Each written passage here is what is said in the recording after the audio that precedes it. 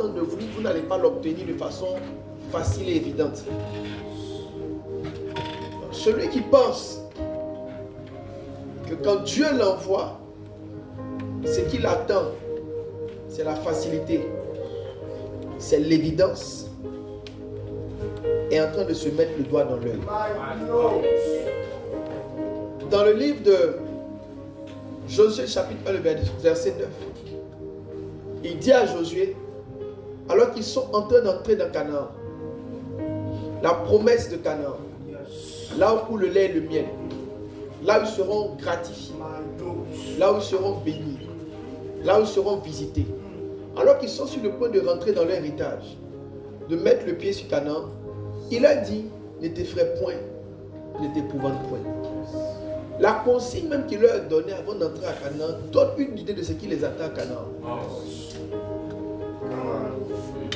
C'est être immature que d'aborder les choses de Dieu en pensant que ça sera facile. Je peux vous dire une chose? Il y a une loi de la guerre qu'on appelle la loi de la surprise. Il y a une loi de la guerre qu'on appelle la loi de la surprise. Tous les hommes de guerre essaient de surprendre. En fait, le fondement de la guerre, c'est de surprendre l'adversaire. C'est de perpétrer ou de tenter une opération surprise. Maintenant, je dis une chose. Ce qui est dangereux dans la guerre, c'est la surprise. C'est pas l'attaque. Peu importe l'attaque, une attaque que tu peux anticiper ne peut pas te détruire. Une attaque que tu peux anticiper ne peut pas te détruire. Même si la personne vient avec des missiles, je ne sais quoi, une fois que tu sais ce qui vient, tu sais comment tu te positionnes. Donc le principe de la guerre, c'est d'abord et avant tout le principe de la surprise.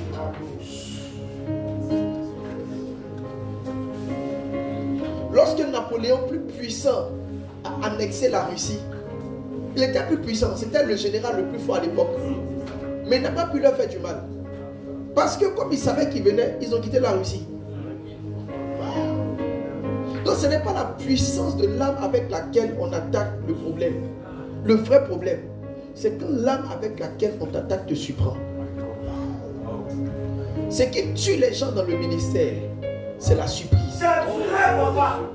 C'est de penser qu'en allant, ça allait être comme ça. Ça allait être comme si. Et puis quand ils arrivent, ce n'est pas ce qu'ils voulaient. Tout ce qu'on te dit qui va venir, quand ça doit venir, le fait que tu saches que ça vient, tu amortis la douleur. À l'époque, quand on me faisait des injections, je leur disais, avant de me piquer, préviens-moi. Ne me surprends pas. Dis-moi, je pique.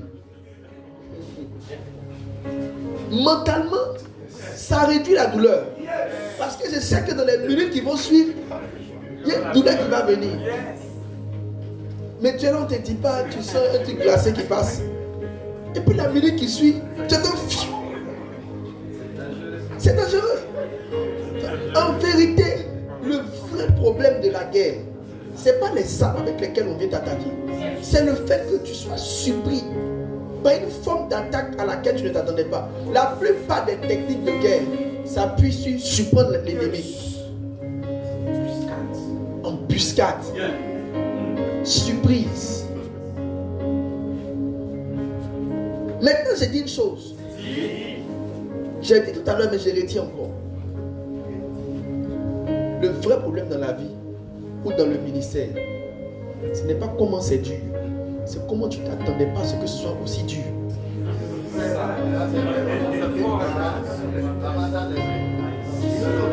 Si on t'avait dit, ce serait facile. Si tu avais su que quand on commence, les gens mentent, ce serait facile. Si on t'avait dit dès le le départ, que quand tu arrives, les 10 premiers qui viennent et qui te disent que tu prêches bien, ils mentent. Ils mentent, c'est pas tout. Oui, ils mentent. Ce qui fait mal, c'est qu'on t'a pas dit. On t'a pas dit que les 10 premiers fidèles mentent.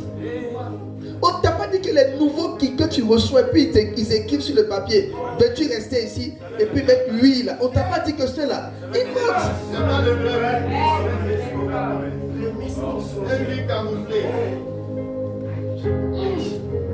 Ce qui fait mal dans le ministère, c'est d'être devant des choses qu'on t'a pas dit. Si on t'avait dit au début que la foi ne marche pas beaucoup, les salles que tu as pris, puis la dette est venue là, tu n'allais pas prendre.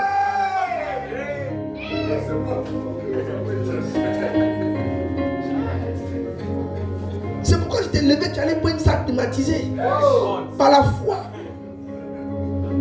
Mais tu n'as pas compris que dans Romains on dit chacun selon la mesure de foi.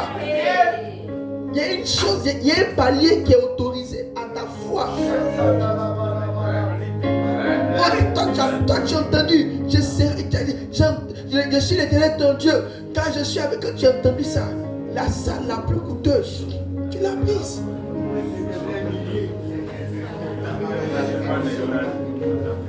Si on t'avait dit que les pianistes aiment l'argent,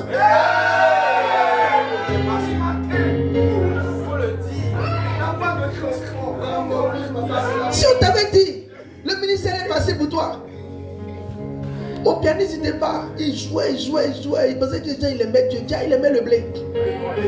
C'est un jour il n'a pas donné ses 10 000. C'est là qu'il a vu que ce qu'il fait là, il n'est pas touché par le message. Mon petit Miri, c'est pas si c'est le message qui le touche. Il n'est pas, si on t'avait dit que tout ça c'est un film qu'il est en train de faire pour nous donner. Il attend son blé de la fin. Je pensais que le pianiste, il m'aimait. C'était mon fils à la foi. Et dimanche, l'argent n'est pas bien rentré. J'ai dit, fils, il n'y a rien. On se voit dimanche prochain. Et non, il n'a rien dit. Dimanche qui a suivi, il a joué. L'argent n'est pas rentré. Il dit, fils, tu as vu, hein? Il dit, ok, le jour ça va rentrer. Il faut m'appeler. Si on m'avait dit que le pianiste qui m'accompagne, qui souriait moi, en fait il m'aime pas bien, c'est son argent il aimait. Le problème du ministère, c'est les choses qu'on t'a pas dit.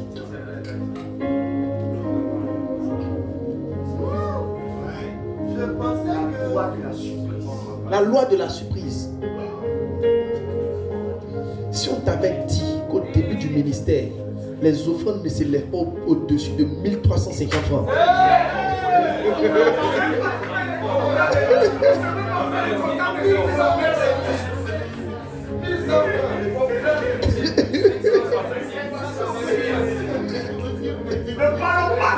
C'est pas ton offrande, c'était combien? C'est dimanche passé. Mais pour me vendre et première offrande d'Aloua, tu as combien? Donnez-le le micro. Il a découragé. Il se bouge. Donnez-le le micro.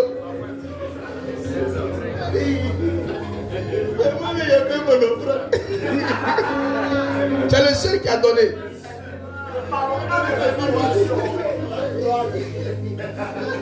Si on t'avait dit que tu serais le seul, ou toi-même tu sais ce que tu as donné, maintenant tu demandes à ta femme, tu as compté c'est combien? Tu as donné 1000 francs et tu dis oui. Nous avons eu en tout 1000 francs.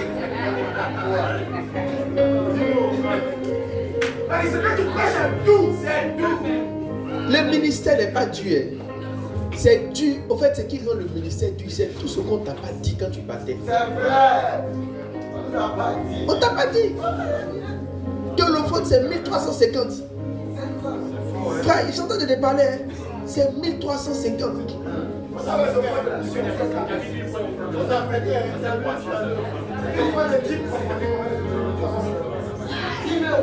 Si on t'avait dit que tout ton salaire allait porter la mission au départ,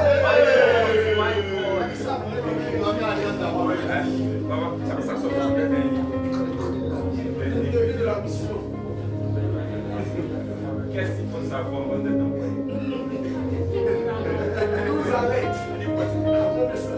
Qui a écrit ça? Qu'est-ce qu'il faut savoir avant de s'engager dans le ministère? Le début de la mission.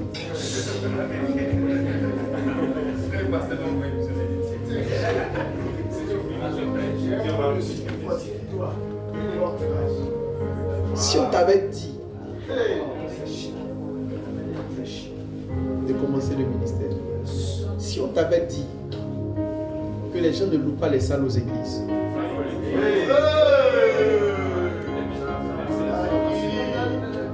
si on t'avait dit que les propriétaires de maisons qu'ils entendent église et pasteur, ils ne donnent pas.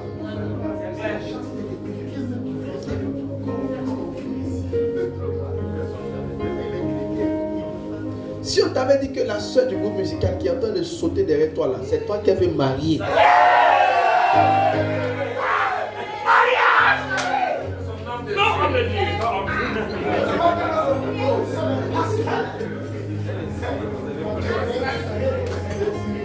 Personne n'est convaincu au début de l'église.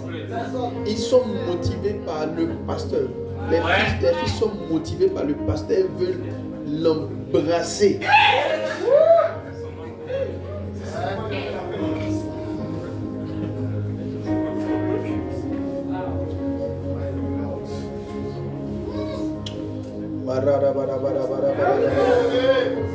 Hey, ça peut monter! Ça peut monter! Il dit, n'étais-je pas ordonné? Lui au moins il avait ordonné. Il avait expliqué. Le ministère n'est pas Dieu.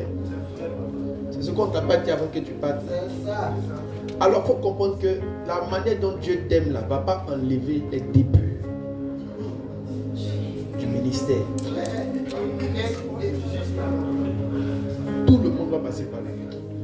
Il n'y a pas de gens, j'ai fait un jeûne de consécration de 4 jours secs. Ça veut dire qu'au lieu de 3 jours, tu fais 4. Et quand tu finis, Je me suis levé un matin. Quand je commençais, je suis rentré dans une action prophétique. Et j'ai commencé à posséder. J'appelle maintenant les âmes. J'appelle 3000 âmes. D'ici 6 mois, je déclare, je prophétise 3000 âmes. Si on t'avait dit que ce genre de prière ne marche pas, on t'a jamais dit ça ne marche pas. Ça marche pas. C'est du nord, c'est du sud. Ça, au début du ministère, là, ça ne marche pas. Il faut te livrer.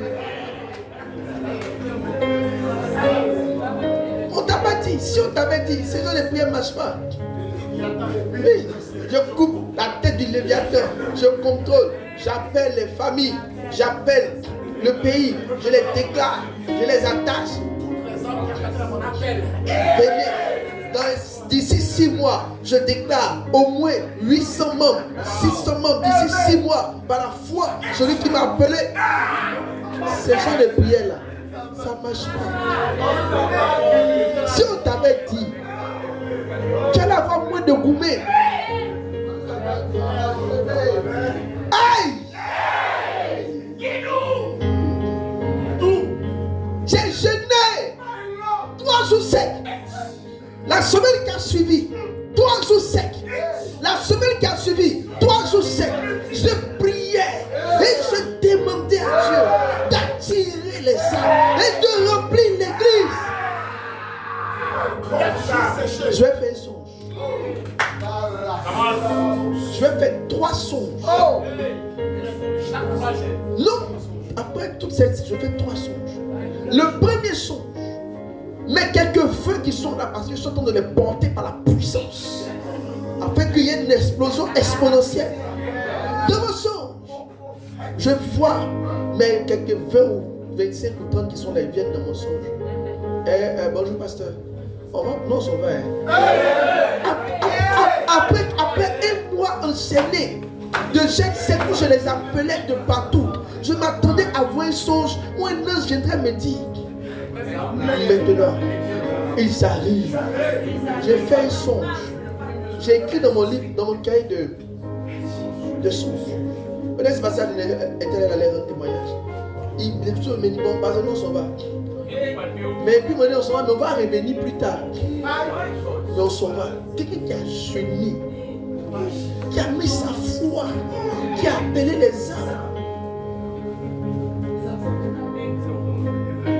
Les temps qui ont suivi, ils sont effectivement partis.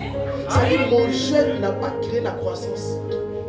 Mais ils m'ont simplement dit, on s'en va, on va venir plus tard. Parce que ça ne répond pas à tes jeûnes.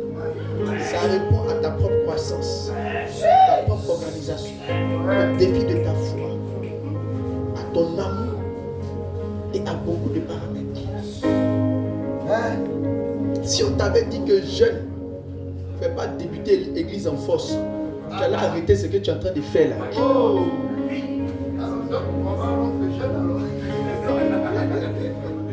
Il faut descendre. Il descend le.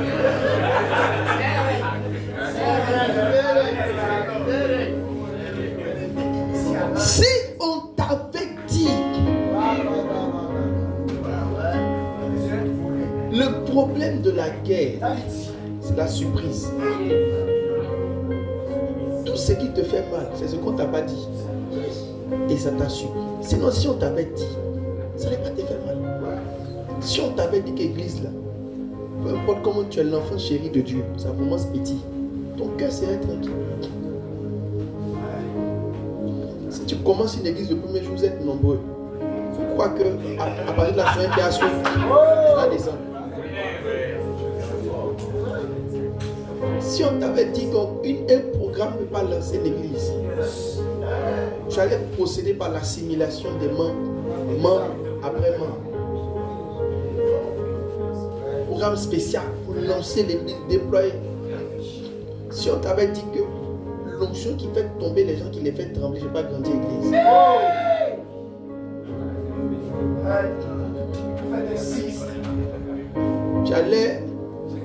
Tu allais moins chercher cette puissance et tu allais t'asseoir tranquillement pour les assimiler progressivement et suivre l'esprit qui t'a appelé. Si on t'avait dit que les personnes âgées n'aiment pas commencer dans les églises, ils ne viennent toujours que quand c'est établi. Si on t'avait dit que les personnes riches ne viennent jamais au début des églises, Là, ça devient dur. tu n'allais même pas chercher à les chercher. Ce que tu es en train de faire, d'aller les visiter là. Ce que tu es en train de faire, genre, tu as allé visiter deux moments, deux voitures, tu essaies de les. Il n'est pas bon pour vous. Écoutez-moi bien.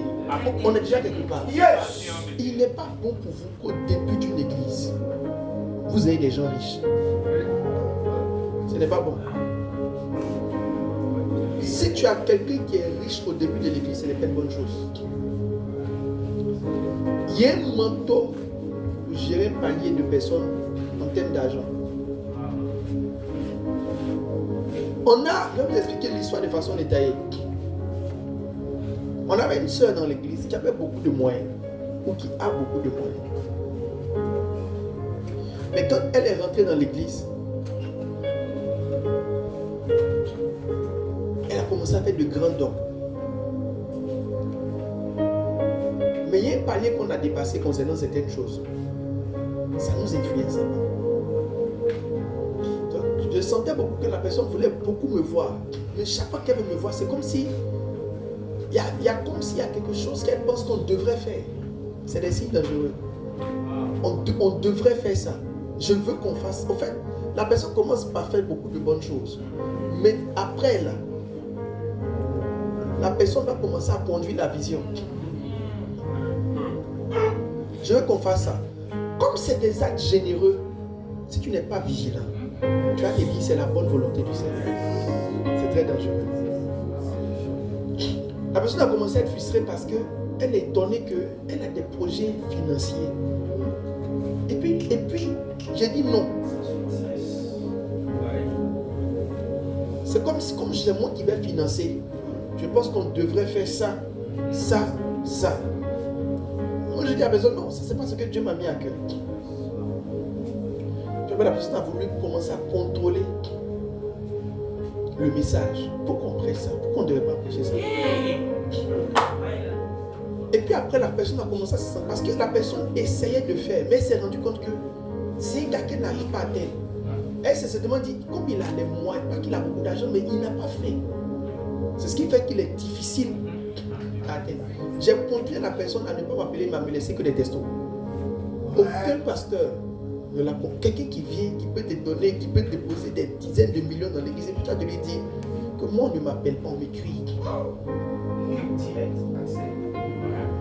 Donc le malaise montait. À un moment donné, la personne a commencé à ventiler l'argent dans l'église. Attrape un tel, tiens l'argent, tiens l'argent. Quand j'ai vu ça, la personne pensait que j'allais avoir peur. Je l'ai appelé, ce que tu es en train de faire, tu vas arrêter. Je suis rentré dans l'église et j'ai oppressé tous ceux de l'église qui recevaient de l'argent d'elle. Parce que c'est une manœuvre démoniaque. L'église va se perdre. Si quelqu'un a l'argent au début d'une église, tu es mort. Hein? Elle va acheter l'église avec l'argent. Tes propres membres vont l'écouter plus qu'ils ne t'écoutent. C'est vrai. Tes propres membres vont écouter cette personne plus qu'ils ne t'écoutent toi-même. La personne, quelqu'un qui lui a donné 1 million. La dame a commencé, tu te lèves, la dame donne 1 million tel. Oui, j'entends que la dame a donné tel montant. J'ai dit à pasteur Daniel, si on ne se lève pas, c'est que cette dame va nous montrer dans quelques temps. On l'a circoncis. On a commencé à stresser tout le réseau. Même malgré qu'on stressait le réseau, les gens se cachaient en bas pour aller prendre de l'argent. Quand tu es une église et quand tu dis aux gens ne prenez pas, ils pensent que tu es jaloux. C'est un serpent spirituel. C'est un serpent. C'est un serpent. Il y a un pasteur, on faisait les cultes et les pasteurs venaient me voir. Et il y a un pasteur, je pense que la dame a pris, il a posé la dame.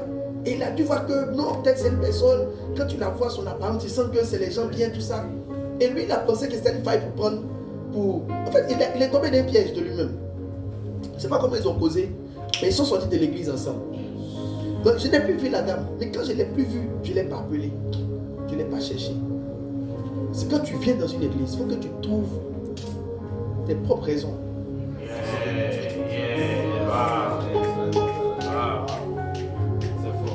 À mon anniversaire, elle n'est pas venue, mais elle a payé pour 10 personnes qui viennent manger. Je lui ai dit c'est des foutaises. C'est mon anniversaire, c'est moi qui décide qui vient manger à mon anniversaire. C'est pas ton argent qui décide qui peut venir manger. Lorsqu'elle causait le pasteur, je vais vous expliquer pourquoi je dis au début d'une église, faut pas prier pour avoir des gens riches. Faut pas prier, tu n'as pas la force pour ça. C'est vrai, papa. Le pasteur, il n'avait pas d'église. Je lui ai parlé, je l'ai motivé, il a commencé l'église. Dieu l'a aidé. Après plusieurs années dans le ministère où il galérait. C'est la première fois qu'il a pu lancer l'église, louer une salle. Commencer à ses 20 ou 25, 30 personnes. Je ne sais pas comment il a connecté la dame, mais son cœur n'a pas été vigilant. Et il a commencé à causer la dame. La première chose que la dame a faite, la première erreur qu'il a eu à faire, il a laissé la dame s'approcher de lui. La dame a commencé à... Parce que la dame, en fait, elle voulait me faire... Elle m'a dit... Qu'est-ce qu'elle m'a dit? Il y a une dame qui m'avait dit avant que toi on veut te faire, tu n'as pas. La même dame m'a dit, si tu te laissais faire, il y a des choses que si on allait te faire, toi tu vas me faire. Il y a des paroles quand tu entends, il faut comprendre que il y a des démons et des mystiques qui sont en train de te chercher. Église, on est assis dessus là. Église, on est assis dessus. On n'est pas assis dessus par l'amusement. Vous qui voulez être riche par les offrandes, toi tu penses, le Dieu qui t'a dit ça, il faut lever ça. Parce que si tu joues avec ça, tu es mort. Un jour, la dame m'a trouvé au bureau, il y avait peut-être près de 50 ou 100 millions d'un sac. Puis elle a déposé ça à côté de moi, à côté de ma table. Comment tu fais? Ça veut dire que la personne cause avec toi, et puis on te laisse un sac, sachet bleu de marché là. Près de 50 ou 100 millions dans un sac, c'est à côté de vous causer. C'est des choses, si tu n'es pas vigilant. Dieu m'est témoin, je n'ai jamais pris 5 francs de la personne. Come on. Jusqu'au jour d'aujourd'hui. Ça dit, donne-moi ton argent. Jamais. Je n'ai jamais enseigné sur l'argent. Jamais enseigné sur l'argent. Lorsqu'elle connecte avec le pasteur, je pense que c'est allé très vite. Quand j'ai appris C'est quelqu'un ici qui m'a dit, ah, telle personne m'a sollicité pour faire de la décoration, et j'ai fait la décoration, mais j'ai vu sur Facebook que ce que j'ai fait là, c'est dans l'église d'un certain pasteur qui venait prier avec nous ici. Que je pense que la dame est maintenant chez le pasteur. C'est elle qui est en train de financer son ministère. Je lui ai dit, c'est pas un problème pour nous. C'est pourquoi je vous dis, quand Dieu veut vous mettre dans le ministère, il faut qu'il enlève en vous l'argent. Si vous comptez trop sur l'argent, vous n'allez pas faire le ministère pour venir. Tu n'as pas besoin d'argent, tu as besoin de Jésus. Madame Sova, elle prend un local. Donc elle va voir le gars. Je ne sais pas comment ils vont poser. Apparemment, le gars va rentrer dans sa vie. Il va recevoir son mari. Tu sais que le gars, c'est des gars, si tu les vois là, tu seras très impressionné. Donc le gars commence à se dire que non, ça demande à son ministère. Yeah, ça mousse. Ça mousse, c'est du haut de gamme. Mais le haut de gamme, tu as pris ça chez quelqu'un qui voulait t'aider à faire l'église. Je n'ai rien dit. Malanda. C'est pas des choses, mon cœur n'entre pas dans ce genre de choses. Je connais Dieu. Je connais les lois spirituelles. Je sais que ça. Et j'ai dit à Pasteur Daniel, je lui ai dit, la dame là, où est Pasteur Daniel? Je lui ai dit que ce pasteur là ne peut pas gérer ce genre de fidèles. Il n'a pas le niveau qu'il faut. Je t'ai dit ça. J'ai dit, il n'a pas le niveau qu'il faut pour gérer ça. Elle va le détruire dans le ministère. Je n'ai pas dit ça. Il est trop petit pour ce niveau de personnes qui ont ce niveau d'argent. Quelle est rentrée, elle a commencé à tout changer. Déco, tout, parce que maintenant, ce qu'elle voulait faire, tout ce qu'on fait, elle va mettre les moyens que le gars fasse. Elle est venue dans l'église, recruter même les frères de l'église en dehors. Elle les a soudoyés tous. Ils sont allés former les équipes du gars là-bas, les frères de l'église. Moi, je ne sais pas que ça, c'est après que les langues. Quand la justice de Dieu vient, ça confond tout le monde. Maintenant, regarde. La dame va l'enlever de sa salle. Elle va lui dire qu'elle enlève de sa salle. Elle va le mettre dans un coin. Je sais pas si c'est une villa ou quoi. Elle va prendre un grand coin. Elle va climatiser. Elle va équiper le coin. Le pasteur pensait. Il pensait qu'il était en train de réussir. Mais ce qui s'est passé, c'est qu'à ce niveau-là, tout était elle. Waouh! Pas qu'il n'y avait plus de Dieu. Mais si elle n'est pas là, il n'y a plus quelque chose qu'il pouvait faire. Sa vision est rentrée dans les mains de la dame. Elle a tout payé, elle a pris un local, elle a fait signer le local, non au nom de l'église, mais en son nom. Mais ils sont dans une villa. Et je pense même peut-être que c'est elle qui paye le loyer. Je pense. Et puis, un bon matin, elle a commencé à embaucher, prendre les gars là, elle a commencé à leur créer des trucs pour les mettre dedans. Toutes les fidèles étaient noyées dans son argent. C'était l'étape. C'est comme ça que Jézabel commence. Le temps, le pasteur va se rendre compte. Un jour lui a dit qu'il faut qu'il soit cofondateur. Elle doit être cofondatrice du ministère. Associée. Je pense qu'il y a plein de choses internes. Parce qu'ils ne m'ont pas tout dit en détail. Ils ne m'ont pas tout dit en détail. Parce que c'est quand Dieu a commencé à frapper le pasteur qu'il est venu voir un pasteur pour lui dire ces choses, pour qu'il vienne me voir, pour me supplier, pour dire qu'il veut me voir, pour me donner sa version des faits. C'est la version du pasteur que je suis en train de vous dire. Ce n'est pas la version de la dame, c'est la version du pasteur. La dame est partie me demander pardon quelque part dans un pays. Elle m'a vu, elle m'a demandé pardon, elle m'a expliqué qu'elle m'a demandé pardon. Alors, quand tout s'est fait, et bon, c'est selon le pasteur, mais il y a plein d'autres choses. Selon le pasteur, elle a dit qu'elle veut faire un séminaire dans l'église. Elle a donné le bâtiment. Et puis il ne comprend pas. Il estime que bon, c'est son église. Comment tu vas prendre des gens qui ont fait séminaire? C'est-à-dire qu'elle a créé tout. C'est que, mais il pense qu'il y a plusieurs choses sur lesquelles les deux. Parce que maintenant le pouvoir a changé de main. Il n'a pas pris ça. Il n'a pas pris la table au sérieux.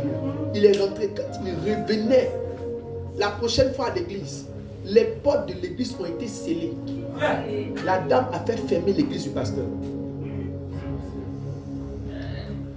Elle a fait fermer, elle a fait sceller l'église.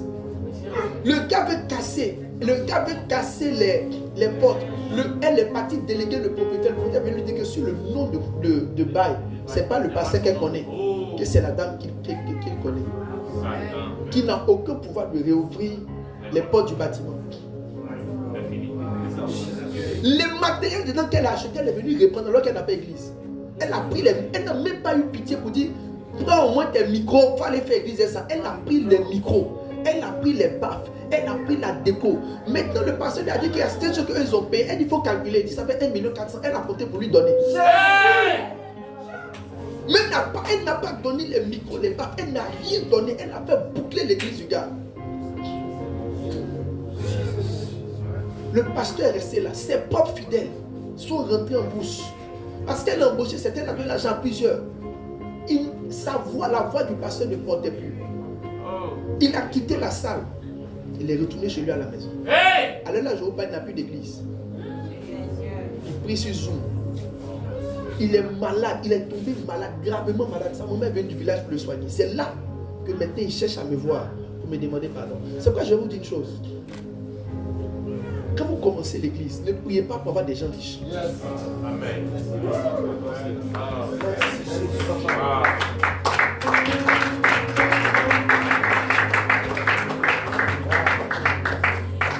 Quand vous me voyez, il y a beaucoup de choses que je ne dis pas. Vous me voyez rire, sourire dans l'église. Vous n'avez pas idée des pressions, des choses que je gère en interne, que beaucoup de personnes ne savent pas.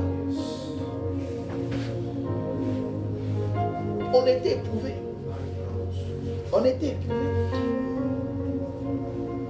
Prenez vos offrandes. Les gens, quand ils vous font des offrandes, ils s'attendent à certains messages. Ils s'attendent à un certain respect. Ils s'attendent à ce que quelque chose les touche. Toi, tu traites ça avec beaucoup plus d'attention.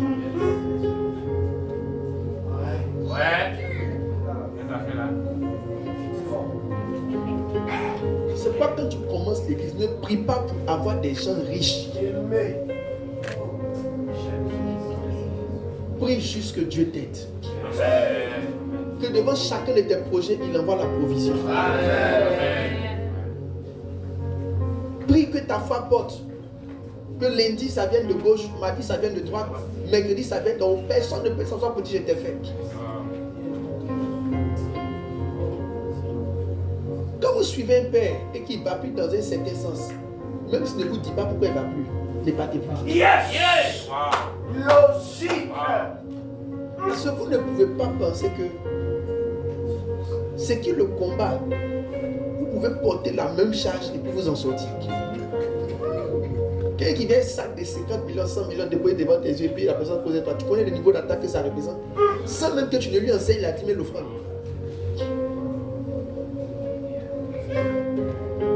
Sans même que tu n'enseignes la dîme et l'offrande. J'ai dit à ma femme, je peux peut-être me tromper, mais j'ai dit à ma femme, quand je vois cette manière de faire, est-ce que ce type de personnes, ce n'est pas des mystiques qui viennent, qui ont été programmés depuis le monde de l'enfer, qui viennent, qui jouent les chrétiens, qui rentrent dans les églises? Ça veut dire que si Dieu ne m'avait pas aidé, peut-être que la personne m'aurait conduit dans beaucoup de choses. C'est parce que je suis resté faible, mais surtout c'est parce que mes assistants sont restés faibles. Les non-compensateurs, ils sont restés faibles. Et tout le temps, la personne venait me dire, ah, telle personne a tel problème, telle personne me fait ça. En fait, ce sont des personnes, vous, ce n'est pas des personnes qui vous défendent réellement. Yes! Beaucoup de choses que vous ne savez pas. Asseyez-vous.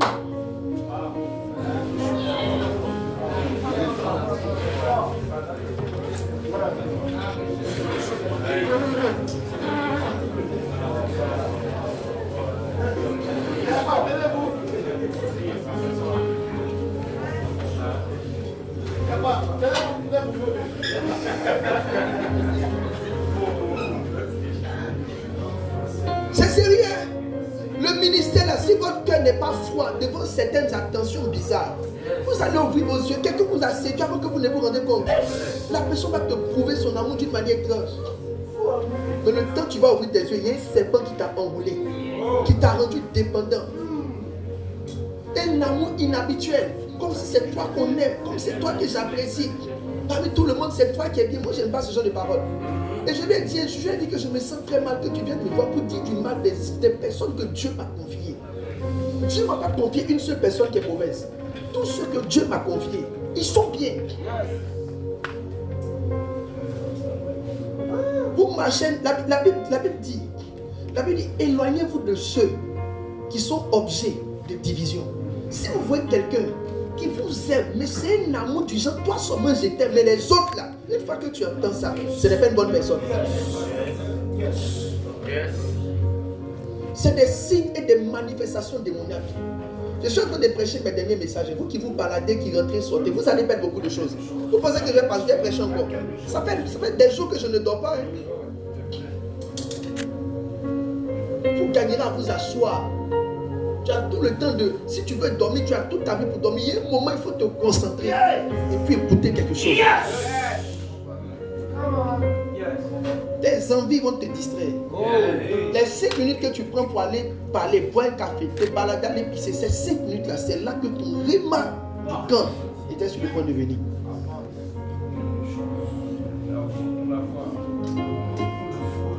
Quand vous marchez avec un père, vous sentez qu'il ne va pas d'un sens. N'allez pas là-bas. Vous avez déjà vu aller dans les maisons de ceux qui ont des grosses voitures à l'église? Jamais. Je ne les visite pas. Ils savent. Ils sont dans l'église. Demandez-leur. Je ne vais pas chez eux. Même quand ils veulent prendre rendez-vous avec moi, ils ne m'appellent pas directement. Ils passent par pasteur Aline. Elle est là pour rendre témoignage. Je ne leur donne pas accès direct. Du genre, tu peux m'appeler. Allô, pasteur. Je vais te voir. Ça ne marche pas. Ils ne m'appellent pas. Ils sont interdits de m'appeler. Mon cœur est mort à l'argent de qui que ce soit.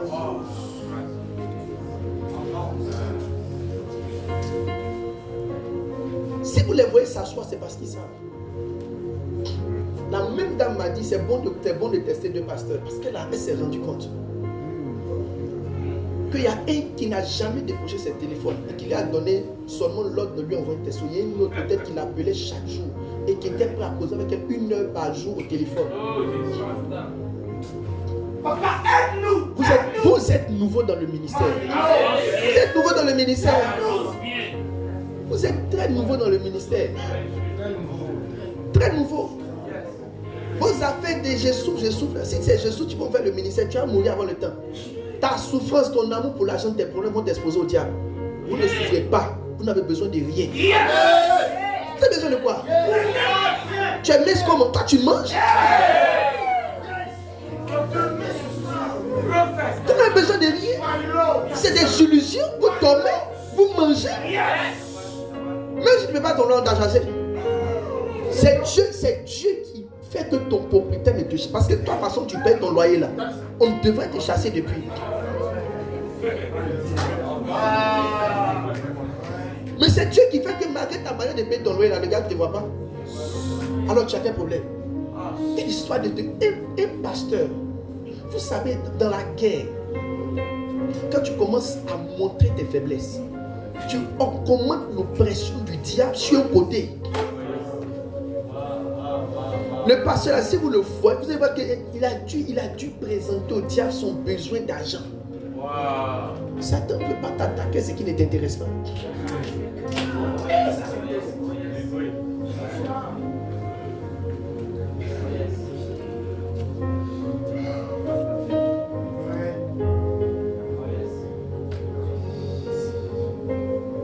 L'église, les jeunes fleurs, vous voulez entrer dans le ministère, vous voulez rentrer, elle les robes, elle les talons, faites du chic. C'est quoi le chic? Mourez à ces choses.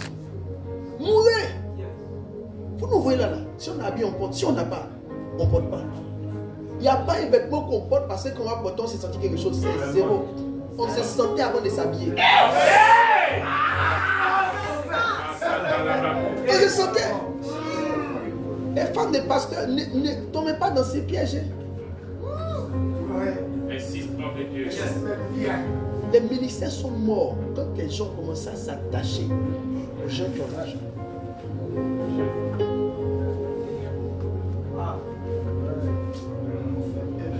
Il faut apprendre à refuser certains cadeaux. La Bible parle d'Élisée et Naaman. Naaman lui a donné une fortune. Il a dit ne prends pas. Naaman était choqué qu'un homme comme Élisée, malgré tous les challenges qu'il a, décide de ne pas prendre l'argent. Les offrandes, on les reçoit par révélation. C'est Dieu qui t'ordonne de prendre ou de ne pas prendre. En tant que pasteur, évitez les exhortations à deux sur la dîme. Ça n'a pas de sens. Les offrandes de sacrifice. N'enseignez pas ça à deux. Ça dit quelqu'un est pour deux vous parler de ça. Non. Je te dis une chose. Si tu dois recevoir de l'argent, on monte, on descend. Si tu as décidé de donner un montant, ça va te suivre là où tu es.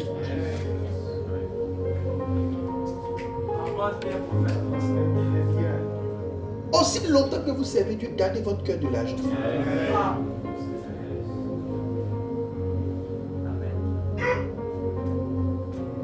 Gardez votre cœur de l'argent. Donc le test. Quand tu mets un verset, tu laisses le verset. Laisse il n'y a rien de bon dedans. Laisse le verset, laisse la parole. Il dit plusieurs, en s'étant livrés à l'amour de l'argent, ce sont géants. Il dit le souci de l'argent. Pardon, donne-moi le texte. J'oublie.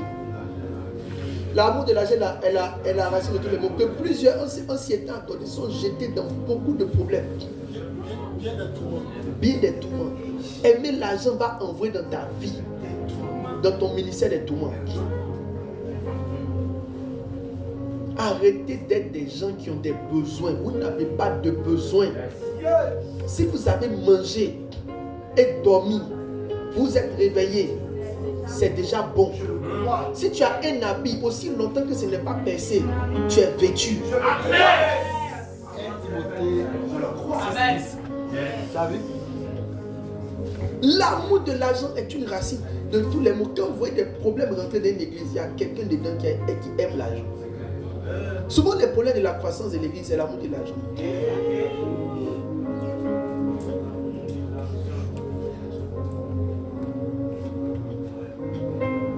Parce qu'il n'a pas gardé son cœur. Donc, mon frère, à qui Dieu a dit qu'il va prospérer par les offrandes. C'est pas mauvais, ça, c'est vrai, mais il faut effacer cette. Peut-être qu'il t'a dit, mais ton intelligence a interprété ça différemment. Il faut lever ton cœur dessus.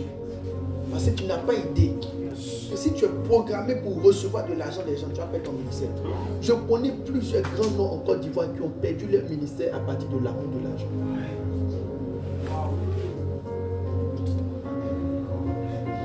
Il dit qu'à l'amour de l'argent est la racine de tous les maux. Quelques-uns en étant possédés. Possédés. Possédés. Ne pensez jamais que réussir dans le ministère, c'est avoir une grande voiture. Non. Si c'est ton rêve, tu as déjà échoué avant de commencer. Amen. Vous qui n'avez pas de voiture, louez Dieu. Rendez gloire. Un pasteur qui est malheureux parce qu'il n'a pas de voiture est en train d'être attaqué par des démons. Quand ça sera le temps d'avoir une voiture, celui qui t'a appelé va te donner une voiture. Tu ne peux pas prétendre que tu as un besoin que Dieu ne connaît pas.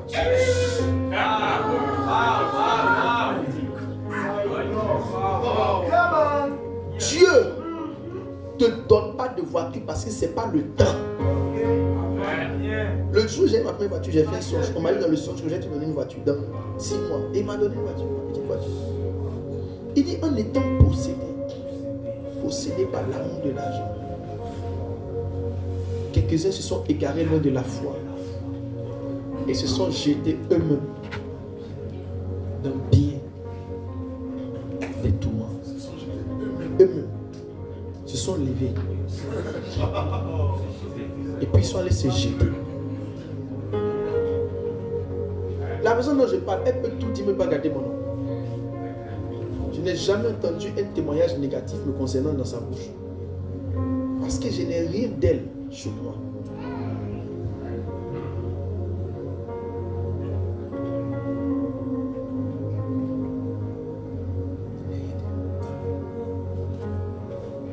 Quand il y a un projet de distribuer les enveloppes dans l'église, pas aux personnes individuelles.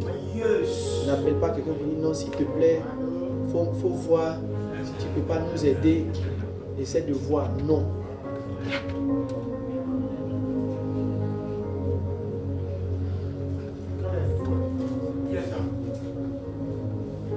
Est-ce que je peux parler encore?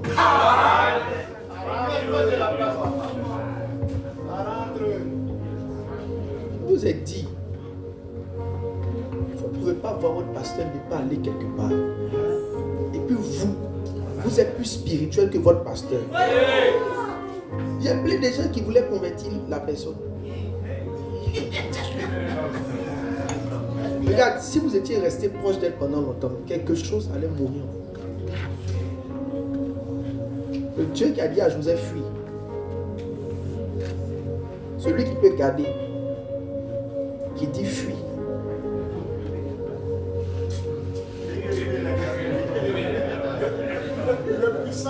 Le puissant guerrier, il te dit, toi, il faut fuir.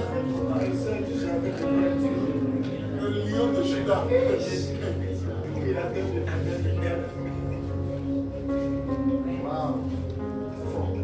Fort. Appuie là-bas, appuie fort, appuie. Oui, je viens.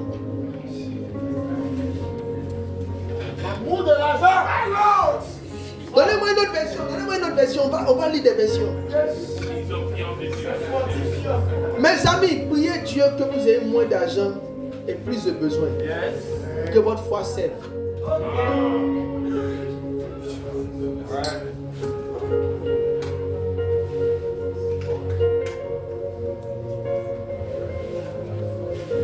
Loi numéro 24. En traitant votre ennemi avec un esprit de bienveillance, vous commettez une grave erreur. C'est une loi de la guerre. Ne jamais traiter son ennemi avec bienveillance. Qu'est-ce que c'est? C'est la suite de ce que je suis en train de dire. Quelqu'un se comporte comme un ennemi. Et toi, tu veux en faire ton camarade. L'homme de l'année. Une autre version.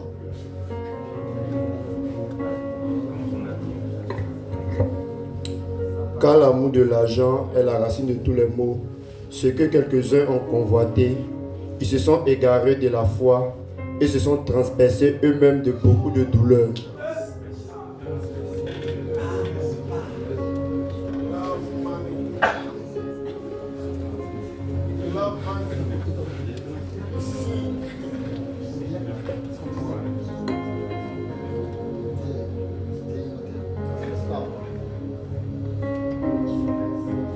Sur ce sujet.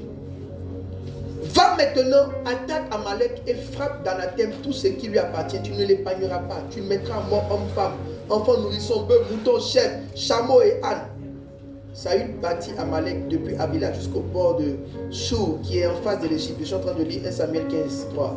Il prit vivant Agag et roi d'Amalek, frappèrent d'anathème tout le peuple au fil de l'épée, mais Saül et le peuple épargnaient Agag. Ainsi que ceux qu'il avait de meilleurs dans le petit bétail et le gros bétail, les bêtes de seconde portée et les jeunes béliers, tout ce qu'il avait de bon. Il ne voulut pas frapper tous d'âme. Il ne voulut pas frapper tout cela d'anathème. Il ne frappait d'anathème que ceux qui étaient méprisables et chétifs.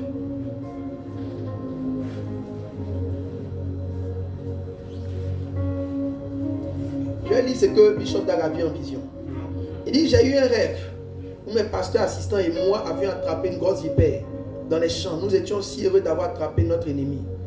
Nous étions même d'autant plus, il faut que vous ayez les rêves comme ça, plus heureux d'avoir attrapé ce serpent dangereux en vie. Nous avons donc décidé de lier sa bouche pour qu'il ne puisse plus sortir ses crocs énormes et son poison. Nous avons commencé à lier la bouche du serpent solidement à l'aide d'une corde et d'une ficelle. En observant ce qui se passait, j'ai eu l'impression que la corde pouvait se détacher de la tête triangulaire du serpent. J'ai soudainement attiré l'attention de mes assistants en hurlant. Pourquoi nous lions-nous la bouche de ce serpent? Si la corde se détache, il pourrait nous mordre et nous serons des hommes morts. Coupons sa tête. Coupons sa tête. Un chien criant, coupons sa tête maintenant. Il dit, si vous coupez la tête, vous serez à l'abri de toute attaque éventuelle.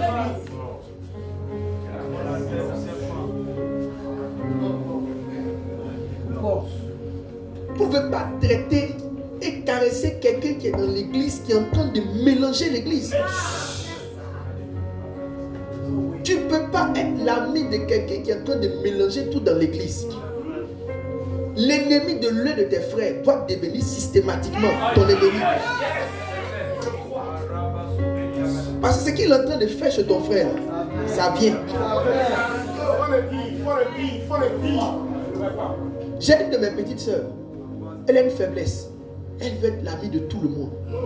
Elle aime quand tout le monde dit d'elle que c'est la plus bien, c'est la plus gentille, tu es la plus bonne. C'est une faiblesse.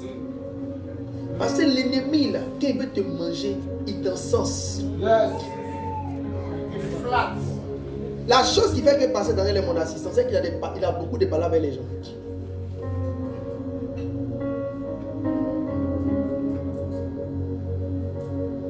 Il n'avait pas avec les gens. S'il n'avait pas de paroles avec les gens, il n'allait pas mon assistant. Un assistant, tout le monde le caresse. Oh, bon, Dani, bon Dani. Si on dit bon Dani. Quelqu'un rentre dans ta maison. Ton chien méchant le voit et il fait.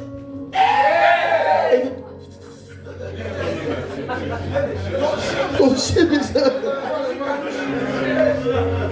Et une caniche. Lui, le gars là, c'est lui qui va te tuer.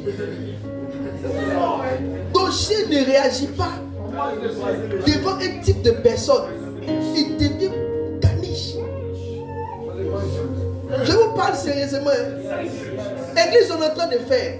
Vous qui avez les amitiés des gens dans le réseau de l'église, les gens qui ont les amis dans l'église, les gens qui s'accrochent, s'attachent, des gens qui ont l'argent dans l'église pour faire leur réseau. Les gens qui traitent nos ennemis avec bonté et gentillesse, au lieu de couper la tête, vous, on va vous couper aussi. Ok.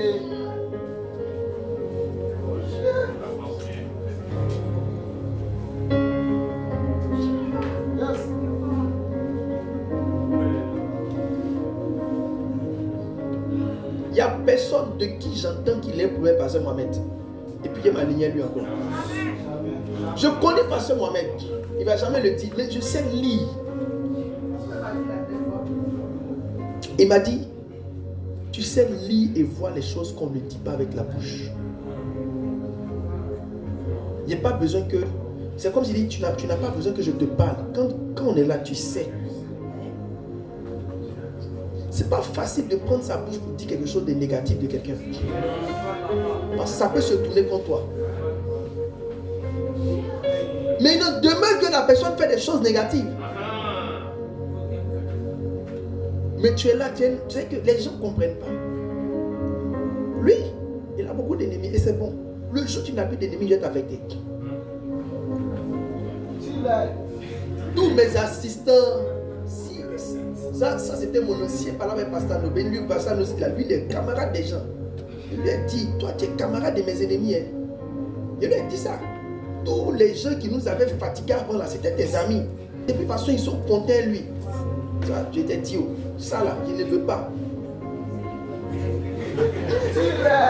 Non, hein? Celui qui est camarade avec les gens qui nous ont rendu la vie difficile.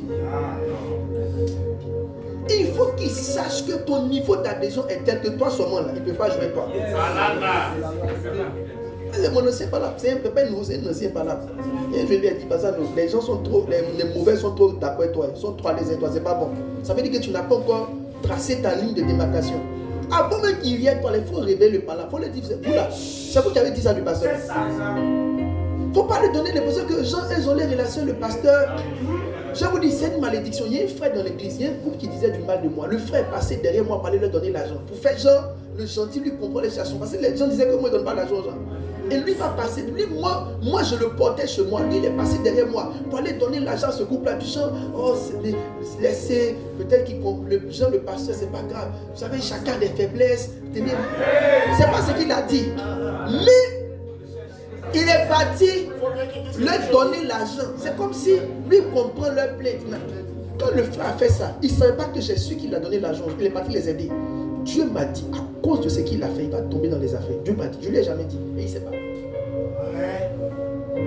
Parce qu'il a osé soutenir des gens qui sont en train de combattre sa source. Tu sais combien de fois ta vie dépend de ce que je suis et ce que je deviens. Tu sais ce que tu paies à ce qu'on me tue. Tu sais ce que tu paies à ce qu'on me détruise. Tu sais ce que tu paies à ce qu'on m'attaque. Tu sais ce que ça va te faire toi. Si quelqu'un arrive à m'attaquer, tu penses que c'est moi sur l'attaque. Pendant qu'on m'attaque, c'est toi l'attaque. Je suis ton arbre. Je suis ta racine. Je suis le rocher. C'est sur moi que Dieu a posé ta destinée. Tu sais ce que tu vas devenir si tu laisses les gens me détruire. La loyauté, c'est pas la bêtise. La loyauté, c'est des mathématiques. C'est le principe selon lequel le chauffeur qui conduit la voiture là, sur le tuyau au volant, vous allez tous mourir.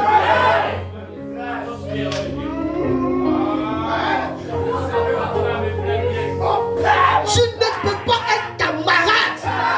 Et tu coupons sa tête. Coupons sa tête. Quelle histoire. Quelle sagesse.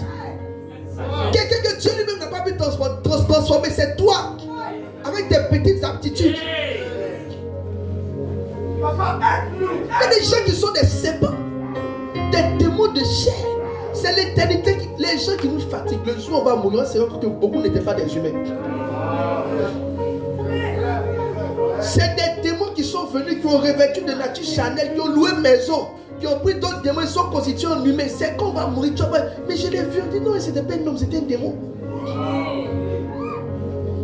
L'histoire de la dame, la manière dont elle a traité le pasteur là. Je me suis dit, j'ai dit à ma femme, est-ce que c'est vraiment, est-ce que c'est pas une personne mystique? Parce que c'est comme si le mode opératoire était le même. Mais puis tu vois, non, tu peux être fâché avec un pasteur, mais faire fermer son église. Prendre le micro, prendre les baffes, tu n'es même pas chaude. Tu veux quoi tout ça? Comment il faut lui laisser ça? Faut partir. Faut partir. Pourquoi tu peux faire ça? J'ai dit à ma femme, est-ce que la personne là n'est pas dans un ordre mystique qui identifie les étoiles, qui les suit, qui les était? Quand ils ont dit qu'ils allaient faire le jour de l'honneur, comment on appelle, jour du souvenir, pour honorer le pasteur, c'est que la personne nous a montré dans l'église. Pourquoi on doit honorer le pasteur? Pourquoi on doit l'honorer?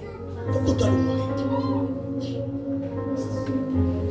Il dit, je n'ai pas de démon en moi. Il dit, je honore mon père. Il dit, je n'ai pas de démon en moi parce que je honore mon père. Frère, si tu penses, écoute-moi bien, si tu penses que tu peux causer à quelqu'un qui est en train de me faire du mal, que toi tu ne vas pas ressentir le mal, tu te mets le doigt dans l'œil. Si spirituellement il n'y a rien de moi en toi, laisse les gens me faire du mal. Laisse les gens se tenir sur les pieds, m'attaquer, me flageller. S'il n'y a rien de moi dans ta destinée, laisse les gens me tuer.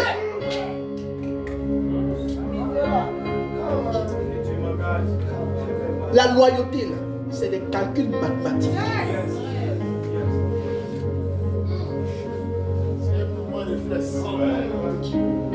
C'est des calculs mathématiques. Écoutez, il y a trop de choses dans ma vie qui me viennent du pasteur Mohamed pour que j'autorise que quelque chose l'atteigne. Je ne suis pas là, je suis trop petit pour comprendre même les histoires des raisons par raison. Moi, ça, c'est pas. Je n'ai pas été appelé à ce niveau-là. Je suis appelé au niveau où la main qui me porte là, on ne la touche pas. Sinon, moi-même, je tombe. Jésus a dit quoi? Frère, tu ne vas pas me baisser vite, vite. Jésus a dit quoi? Il dit, on frappera le berger. Et les brebis, il y a des coups qu'on donne à votre berger. C'est pour vous disperser. Yes. Wow. Wow. Il y a des coups qu'on donne à votre berger. C'est pour vous jeter dans la confusion. Entre vous, pasteurs, souvent qu'on n'est pas d'accord avec les dégagements, vous vous réunissez, vous me critiquez, vous critiquez l'église, vous critiquez les systèmes, vous critiquez tout ce qui est établi. Vous êtes fous. Vous allez rester au milieu de nous pour faire cette sorcellerie là. Vous allez vous attraper deux pour critiquer ce qu'on fait. Toi, tu étais là quand Dieu parlait. Tu sais quoi du ministère? Tu sais quoi du ministère?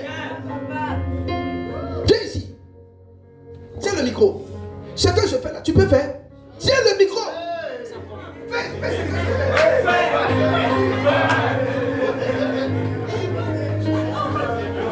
Si tu pouvais faire, tu allais être celui qui est en train de faire. Si on ne t'a pas pris pour faire, il faut te taire. Il faut suivre.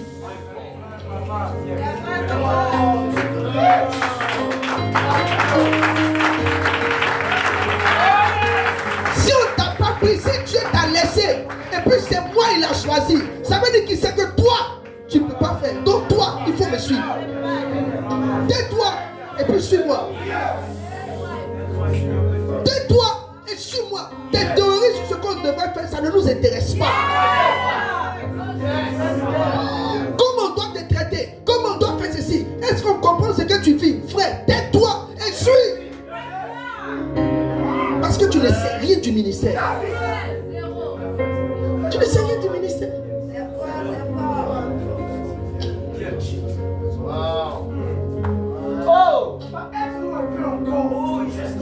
Donne-moi le verset, je n'ai pas de démon. Je nomme mon Père. Mettez ça.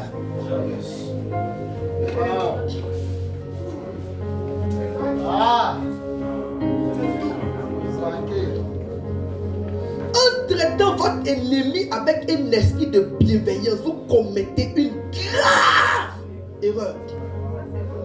Dans l'histoire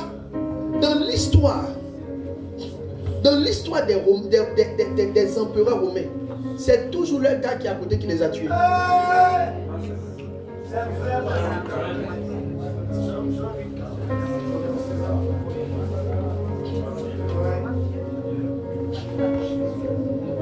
Je n'ai point de démon, mais je nomme mon Père. Il dit, vous m'outragez. Ça veut dire quoi? La plupart des gens qui ont un grand honneur pour leur pasteur, des gens doivent les attaquer.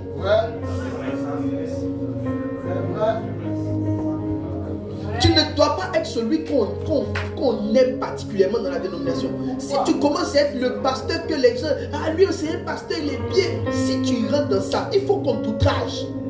Ta loyauté doit te donner des outrages. Ça doit te créer des outrages. Il faut qu'on t'outrage. Donne-moi une autre version. On ne t'outrage pas. On t'acclame. On te félicite. On t'encense. C'est dangereux. Parce que si tu honores vraiment ton Père, les gens vont se lever et ils vont trouver que tu es mauvais.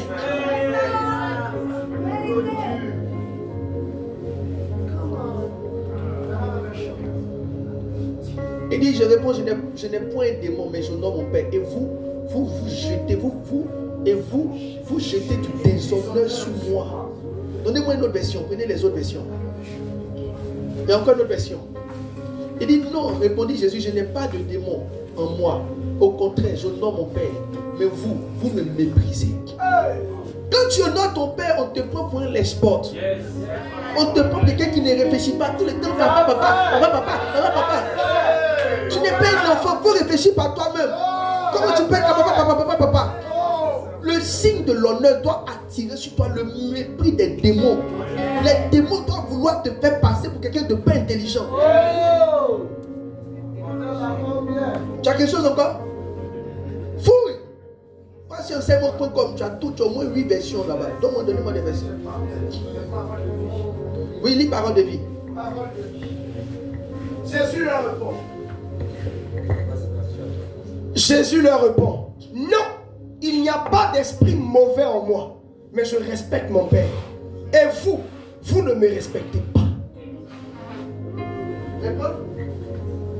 Jésus leur répond. Non, il n'y a pas d'esprit mauvais en moi, mais je respecte mon Père. Et vous ne me respectez pas. On ne peut pas, si quelqu'un qui ne respecte pas ton Père te respecte, c'est que toi tu as un problème.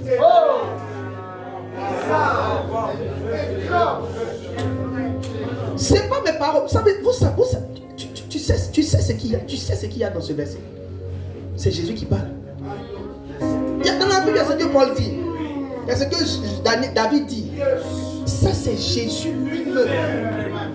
Il dit que lui, là, il n'a pas de démon, mais au contraire, il honore son Père. Et puis, quand Dieu dit, non, vous me méprisez, il dit, l'autre version dit, vous me manquez de respect.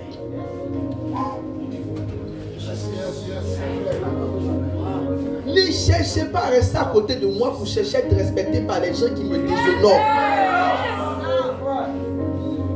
Poussez-les à vous mépriser. Je vais pousser. Non, sérieux, attends, arrête toutes ces bêtises là. Il va pas dire ouais moi. Tu devais jeter son argent par la fenêtre. L'argent de quelqu'un qui déshonore ton pasteur. Et toi tu es son employé, tu es employé par rapport à quoi? Tu connais le cœur de la personne, toi tu vas convertir la personne dans les églises par rapport à quoi? Il y a des gens qu'on ne t'envoie pas évangéliser. On t'envoie les éduquer. Parce que l'évangélisation, là, c'est de les éduquer. Je vous dis, si vous êtes dans le réseau, vous plaisantez, être gentil, des gens qui nous attaquent. Ce qui s'est passé, le frère qui est parti donner l'argent, là, va venir dans votre vie. Dieu m'avait montré que le frère allait avoir des problèmes parce que quelqu'un m'a attaqué. Et lui, il a voulu avoir bonne image. Avec la... Et Dieu m'a dit, à cause de ça seulement, son argent va finir dans sa main. Okay. Dieu m'a dit ça. Et ce que Dieu m'a dit est arrivé textuellement. Les affaires des pères, des batailles des pères, ne plaisantez pas avec. C'est des batailles hautement spirituelles. Tout le royaume des cieux est dedans parce que vous n'avez pas idée. Quand certaines personnes sont atteintes, c'est trop de choses qui sont en jeu. Vous savez ce que Dieu a dit qu'il va faire et qu'il est en train de faire, qu'il essaie de faire. Vous savez l'impact que le petit ministère que Dieu nous donne est en train d'avoir. Viens, donnez-lui un micro.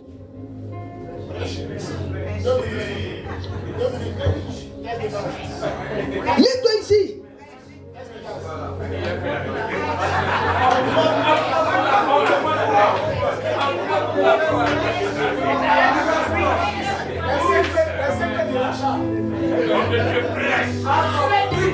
Ton sens tu as fait là, il faut expliquer. En fait, mon petit, on s'en va à Abidjan. Tu es sensible. Je me suis retrouvé en danger. J'ai vu plusieurs personnes venir m'attaquer. Debo, lève-toi. Dans ce moment, tu viens d'arriver, mais tu es assise. Il y avait une grande peur qui m'a animé en fait. Donc, j'étais là et je cherchais un moyen pour m'échapper. Mais quand j'ai tourné, j'ai vu papa à côté de moi. Il dit, ah, là, c'est que quelque part, la protection est assurée. Donc, je me suis rapproché de papa. Les gens sont venus m'attaquer, ils les voient, mais ils les serraient. Et c'est moi qui avait peur en fait. Il dit, ah, pourquoi tu ne le vois pas? En fait, là, papa n'a pas réagi, il dit, suis-moi. Et quand on est rentré dans une cour, dans la cour, frère, les gens qui sont venus derrière papa, moi-même, j'ai eu peur. C'était géant. 50 géants, c'était géant, c'est de grandes personnes. Il dit, en bon, c'est que là, on est en sécurité alors.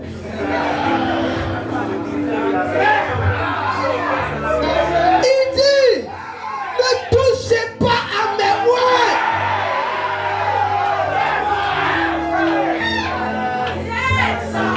Vous pensez qu'on est ici par la décoration? Il y a quelque chose qui est avec nous. Il y a quelqu'un qui est avec nous. Celui qui a pris le sang de notre sacrifice. Celui qui a pris nos années de jeunesse. Celui qui a pris la sincérité de notre engagement. Il s'est tenu à notre droite pour nous soutenir. Toi, tu ne me fais pas peur.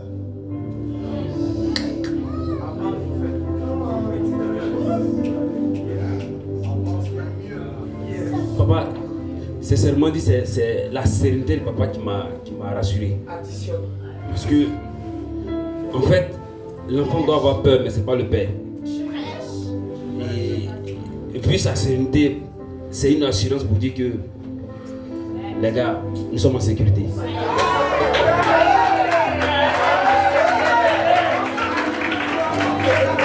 Que tu sois sécurité, je ne sais pas. Mais ce que je peux te dire, ce que je peux vous dire, ne jouez pas. Dieu là, il nous connaît. C'est lui qui appelait des gens. Vous n'avez aucune idée de comment Dieu s'engage auprès de ceux qui l'appellent. Vous n'avez aucune idée. Ne touchez pas mes mots et ne faites pas du mal à mes prophètes. Vous n'avez aucune idée de comment Dieu s'engage auprès des gens qui l'appellent. Quand la folie va te prendre, quand la folie sera en train de te prendre, la chose qui ne doit jamais te venir à l'esprit, c'est de toucher à son nom.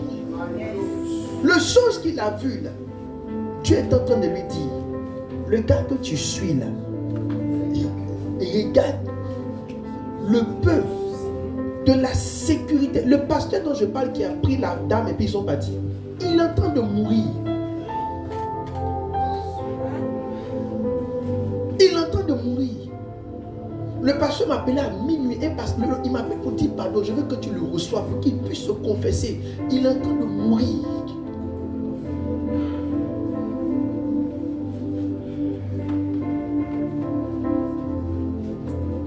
Dieu m'a dit, et je vais vous le dire, j'ai dit à ma femme que je suis en intercession. Parce que j'ai l'impression que tous ceux qui m'ont aidé dans le sang vont commencer à mourir.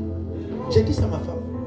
Je lui ai dit, je suis en train de demander pardon. Le Seigneur, il m'a dit, regarde, les gens qui te méprisent dans l'église, tes fils qui plaisantent avec toi, qui pensent que tu es leur camarade, je vais commencer à envoyer la mort dans leur vie.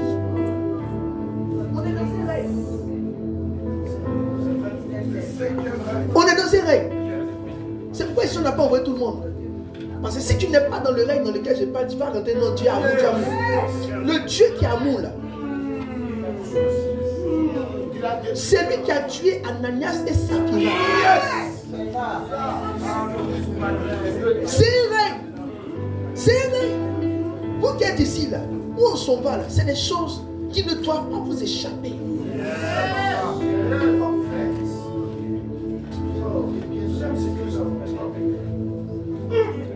Ça ne peut pas vous échapper.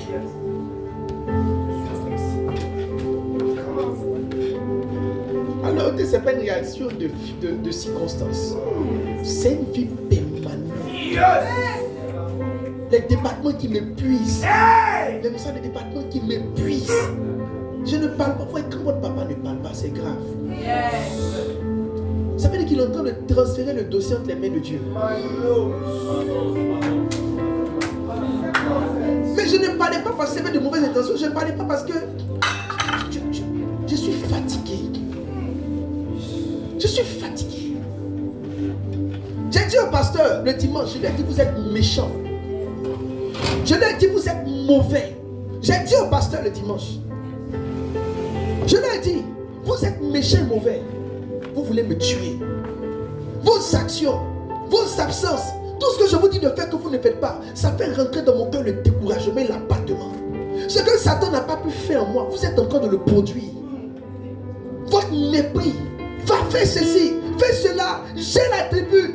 Vous méprisez mon travail. Vous me méprisez. Vous m'abattez le cœur.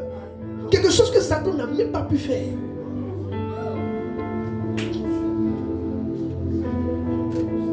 Je lui ai dit, vous êtes méchant. Je lui ai dit, si un jour Satan m'a eu, ça sera à cause de vous. Parce que vous m'abattez. Quand un père atteint ce niveau, commence à faire les prières de David. Il a dit, ne laisse pas mes ennemis se réjouir de moi. Ne laisse pas mes ennemis se réjouir de moi. Je suis encerclé de toutes parts. Donnez-moi les points, pas de points. Allez sur le terrain, rien. Faites ceci, rien. Tout le monde s'amuse avec moi. Quelqu'un qui a tout laissé pour servir son Dieu. Qui chaque jour renouvelle le danger de servir Dieu. Parce que c'est un danger. Pendant les 21 jours, les 14 jours de jeûne, j'étais chez moi en prière. Et vers 17h, il est rentré dans ma chambre. Et il m'a dit, prie. Il ne m'a pas dit prie. Mais il m'a dit, je vais ôter la vie à tous ceux qui te font de la peine. J'ai dit à ma femme, elle est là. Elle est là. Vous pouvez lui demander. Je lui ai dit, ma femme, j'ai peur. Je veux prier pour mes fils et mes filles. Parce que l'Esprit de Dieu m'a montré que les gens qui sont en train de me faire souffrir vont mourir. Ça dit, va faire, puis tu ne fais pas. Tu penses que non, on est dans de la plaisanterie. Tu seras étonné, tu arrives au ciel. Et tu es arrivé avant le temps.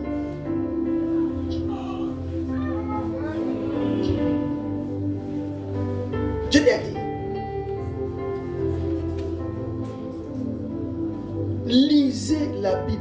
Pierre a dit, il dit pourquoi vous faites ça? Pourquoi vous pouvez venir jouer moi comme ça? Pourquoi vous pouvez me traiter de la sorte? Ananias, Saphira, pourquoi vous me traitez comme ça? Pourquoi vous me faites ça? Pourquoi vous jouez avec moi? Vous savez que j'ai besoin d'argent pour faire l'église. Pourquoi vous me transformez en mendiant? Mendiant, ça dit moi Pierre, je vous dis, vous avez combien? Vous cachez, vous jouez. Pourquoi vous me minez jusqu'à ce point? Pourquoi votre pasteur doit vous supplier pour faire une chose à laquelle Dieu vous appelle? Pourquoi vous faites les choses de la sorte? Depuis ce matin, on est dans un règne. Et je vous ai dit que si vous n'êtes pas dans ce règne, vous ne pouvez pas comprendre la portée de ces choses.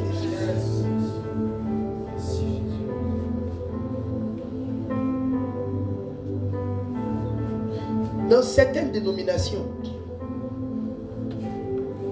vous allez voir les femmes, les pasteurs qui meurent tôt, ou les épouses de pasteurs qui meurent tôt. Quand vous voyez, généralement c'est les gens qui ont la graine d'une certaine déloyauté terrible. C'est Dieu qui les enlève de la moisson.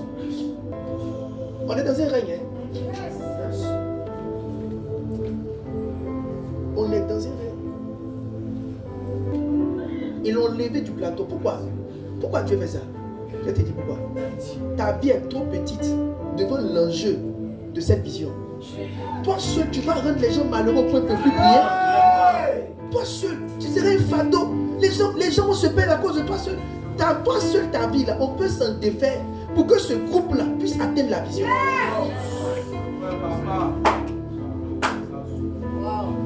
Parlez-leur. C'est un grand danger que d'être un sujet de peine pour son père. Tous les fils de David qui ont été pour lui un sujet de peine sont morts et on les a tués. C'est un grand danger. Ne jouez pas avec.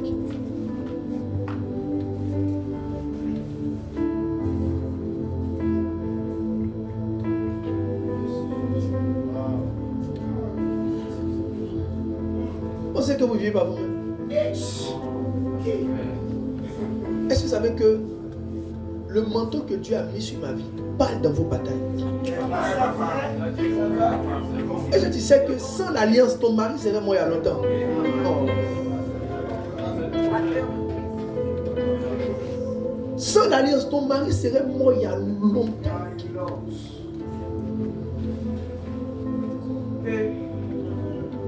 Le pasteur qui a pris la dame qui est partie, qui est en train de mourir, qui jamais va me demander pardon.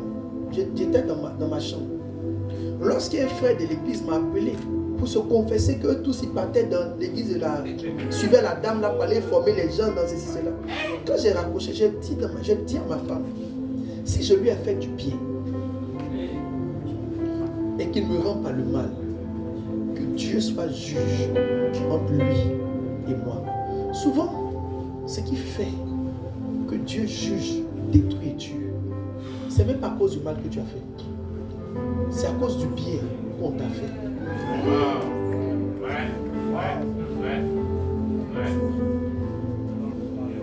Pour Dieu, c'est grave de faire souffrir quelqu'un qui maximise tous ses efforts pour essayer de te faire du bien. Qui a sacrifié tant de choses pour essayer de t'aider à devenir quelqu'un en Dieu. Juste ça, même s'il ne te maudit pas, mais le bien qu'il a essayé de te faire va te condamner.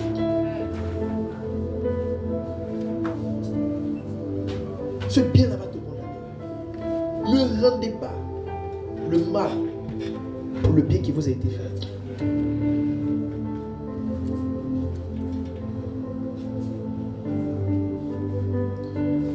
Ne rendez pas le mal pour le bien qui vous a été fait. On est dans un règne. Il dit, en traitant votre ennemi avec un esprit de bienveillance, vous commettez une grave erreur. Bishop Dag va expliquer une vision. faisait un songe. Et dans le songe, il marchait avec quelqu'un. Et pendant qu'il marchait, je suis vraiment fatigué. Pas physiquement, mais dans mon esprit. Fatigué de mendier le zèle de cette vie. Je suis fatigué.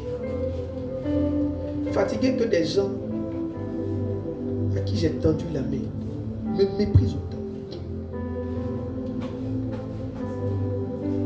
Que je vois dans l'église, quand même les équipes de musique ne veulent même pas servir. Tout le monde entend des réfléchir sur comment ne pas servir. Ils ne se disent même pas, on va l'aider. On va monter sur scène pour amplifier sa capacité à servir. Mon esprit est fatigué. Peut-être qu'on n'a pas fait attention pendant les 14 jours de jeûne. Pendant les 14 jours de jeûne, peut-être que je n'ai pas fait attention, mais je n'ai pas beaucoup adoré. Quand je montais, j'intercédais. Je commençais à prêcher. Peut-être que je n'ai pas fait attention. Parce qu'en vérité, mon esprit même s'est déconnecté d'eux. Je ne m'appuie plus sur eux pour chercher Dieu. En venant là, je viens Dieu en même temps. Mais ça va leur parler et juger. Quand il dit à mon petit parti à lui, ça doit vous dire quelque chose. Ça va vous dire que je pense que je n'ai plus personne.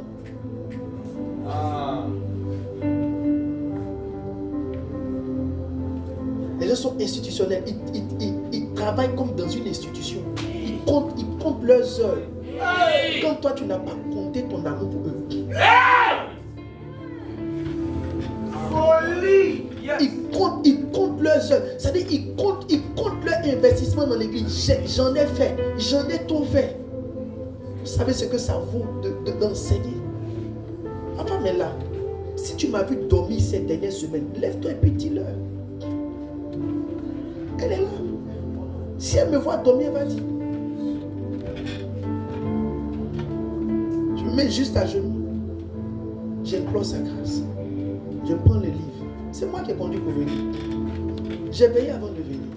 J'ai fait la matinale avant de venir. J'ai fait le jeudi midi avant de venir.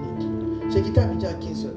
Je suis arrivé ici à 20h. J'ai commencé à enseigner à 22h, 23h. Jusqu'à 4h du matin. On est revenu ici le matin à 7h ou combien? 8h. J'étais avec vous. J'ai prêché jusqu'à midi, 14h. Vous étiez chez moi. C'est juste quelques minutes après qu'on est venu. Vous étiez avec moi. On va venir dormir. Je suis revenu prêcher. Je ne me dis pas non. Hein? Je prêche trop. Je prêche sur quoi? Mais je prêche à qui? Je prêche pour qui? Pour que qui devienne quoi? Ce que Dieu me fait vous donner, je ne calcule pas. Il n'y a rien que je fais pour vous que je compte.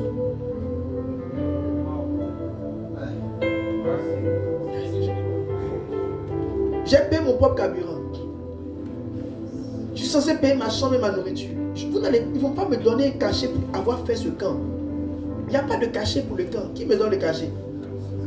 Donc, pensez-vous d'analyser? Il y a un budget caché du pasteur là-bas.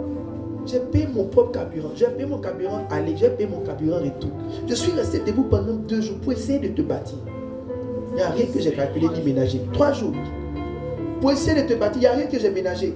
On va finir demain à midi. Je vais prendre la voiture, conduire, aller à Abidjan. Commencer à 6h. Venir prêcher 4 cultes. Il n'y a rien que j'ai ménagé. Et toi, tu comptes ton aide dans ma vie. Tu comptes ton aide dans mon ministère. Tu réfléchis. Tu estimes avoir trop fait. Vous rendez le mal pour le bien. Mais l'Éternel qui m'a appelé est fidèle. Et il va me donner des gens. Parce que Dieu n'est pas injuste. Tu ne peux pas être bien et puis va te payer avec des gens méchants.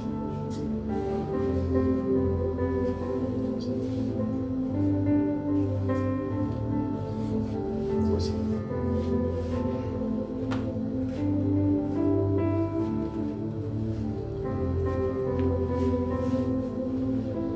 Bishop Dag fait un songe. Dans son songe, il est en train de marcher et puis il arrive. Alors qu'il arrive, il marche avec un ami. Et ils ont commencé à parler d'un homme de Dieu. Et quand ils ont commencé à parler, il y avait une montagne derrière eux. Et c'est comme si au sommet de la montagne, il y avait un démon. Un démon étrange et effrayant. Il dit quand ils ont commencé à parler de l'homme de Dieu, c'est comme si le démon a commencé à descendre de la montagne. Il marchait lentement, mais de toute façon le démon marchait lentement là. Il les dépassait. C'est-à-dire il marche doucement. Il se rapproche plus vite que eux qui vont vite. Et il a quitté la montagne. Et eux ils parlaient. Et il a quitté la montagne. Et le temps ils vont ouvrir leurs yeux. Le démon a sauté puis il est rentré en lui. Puis s'est réveillé. Et Dieu lui a dit, quand tu es en train de dire du mal de mon roi, tu invoques des démons dans ta vie. Vous tous que la folie prend, et puis vous êtes assis dans l'église, et puis vous pensez certaines choses, dites certaines choses, des démons vont entrer dans votre vie. Des batailles, des luttes, des maladies qu'on ne peut même pas expliquer. Ne jouez pas avec. Ne jouez pas avec. Ne jouez pas avec. Ne jouez pas avec. Regardez ce qu'il dit, Somme 105, c'est une autre version. Il dit ne maltraitez pas ceux qui me sont sacrés et ne faites pas du mal à ceux qui sont mes prophètes. Ne maltraitez pas ceux qui me sont sacrés. Quand Ananas et, comment on appelle, Marie et Aaron parlaient, il a dit Moïse là, est-ce que vous savez qui est Moïse pour moi? Est-ce que vous savez qui est Moïse? Quand Jean-Marc fait une telle son, je pense que Dieu veut lui parler de quelque chose. Dieu veut lui dire, il veut lui révéler qui son père est, pour que sa mémoire et son intelligence gardent ça.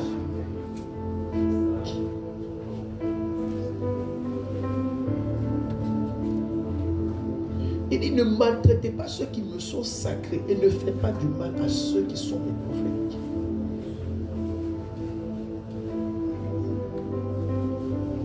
Je vais dire ça avant de toucher notre point.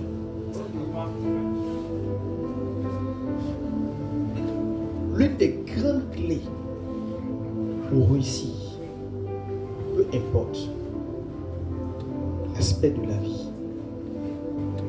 c'est de faire la joie d'un père. Les témoignages favorables d'un père vous concernant vous ouvrent les portes. Quand ton père est là, et puis qu'il pense à toi, ce qu'il pense, réjouis son cœur te concernant. Ce n'est qu'une question de temps. Tu auras accès à une pluie,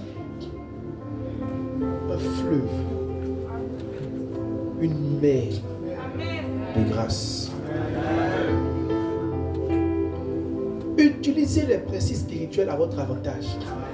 Ne ramez pas à compte courant. Utilisez les principes spirituels à votre avantage.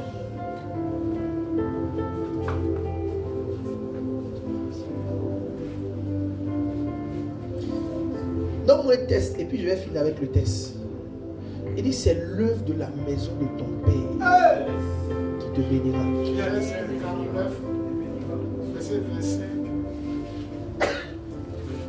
L'œuvre de la maison de ton Père.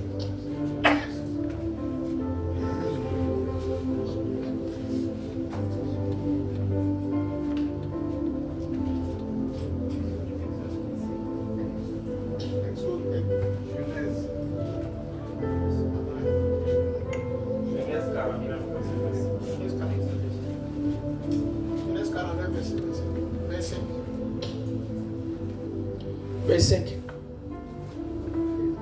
C'est l'œuvre du Dieu de ton Père qui t'aidera.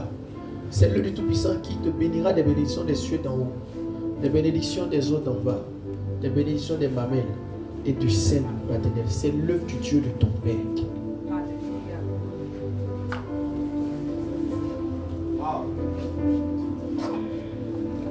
Le travail que Dieu a confié à ton Père, c'est de ce travail-là. Cette œuvre, c'est ça qui t'aidera.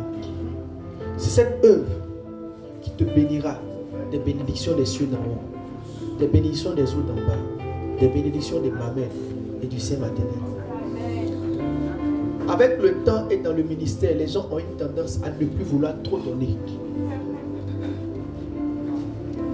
à diminuer leur engagement dans la vision. Mais est-ce que vous savez qu'en vérité,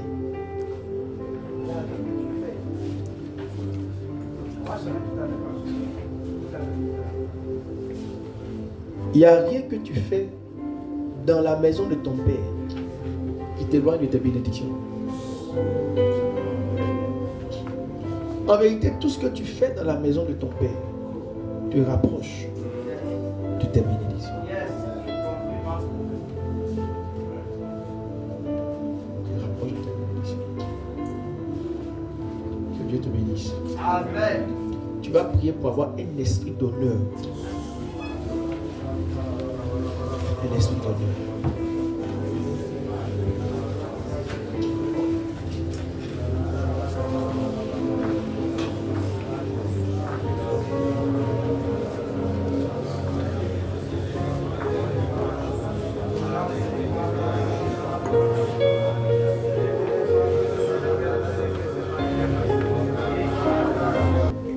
Ok. Ce camp est spécial. Il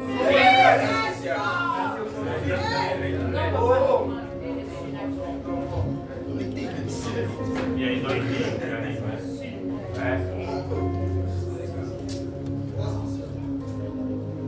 On était juste sur un bon général combat le bon combat. On était juste sur un bon général apprend tout sur le combat. On était sur le chapitre 1. Et donc, ça, c'est le récap du chapitre 1 qu'on a fait tout à l'heure. 42 chapitres. Tu es sûr?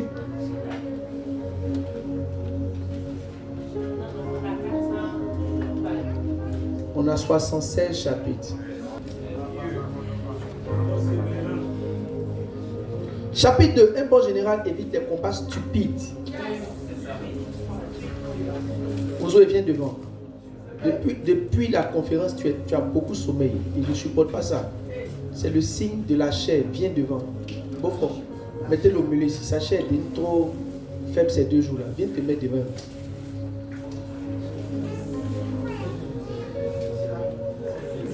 Ses yeux, c'est faible seul, il ne comprend pas.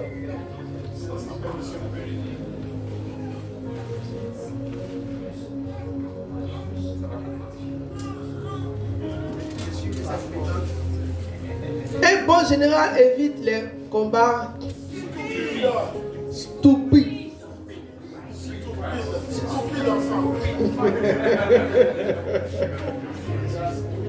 Not just to fight, but it's stupid fight. It is to fight.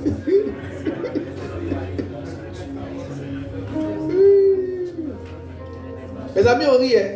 Mais ce qu'il est dit par l'esprit, ne jouez pas avec. Chapitre 3. Un bon général combat le bon combat. Combat 1. Combattre pour être un chrétien faible. Quelqu'un qui lit sa Bible. Moi, l'une de mes grandes batailles, c'est lire ma Bible. Oui. C'est pas que je ne lis pas ma Bible. Mais lis ta Bible comme tu dois la lire sérieusement.